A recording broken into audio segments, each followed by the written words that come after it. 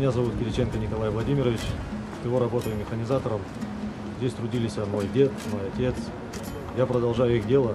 Когда я пришел в ТО «Шахтерское», это было начало 2000-х годов. Техника была практически вся устаревшая. Сейчас мы работаем на новой, современной технике, которая существенно облегчает наш труд. Поселок не стоит наш на месте, как вы видите. Постоянно развиваемся. В общем, делается все, чтобы здесь было жить комфортно.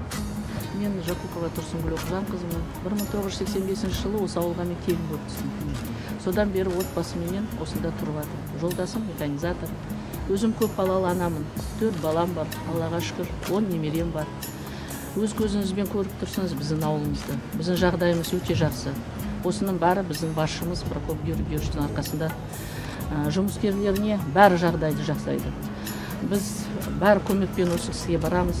Бәр жағдайымызды жасайды. Балаларымызға да, немерелерімізге де өз көзімізбен көргендей бәрі жақсы. Біз өте бақытты адамбыз дейміз осы ауылда.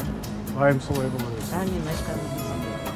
Шын мәнінде бұл ауыл озық дамыған деп айтуға болады. Сондықтан келешекте де солай.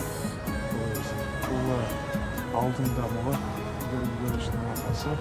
Сондықтан бәріміз бір ұжым, бір халық, ел болып, тиісті жоғары мақсатқа жету үшін бәріміз жұмыс істейміз. Ерлік етеміз. Жақсы, сау болыңыздар. Сау болыңыздар.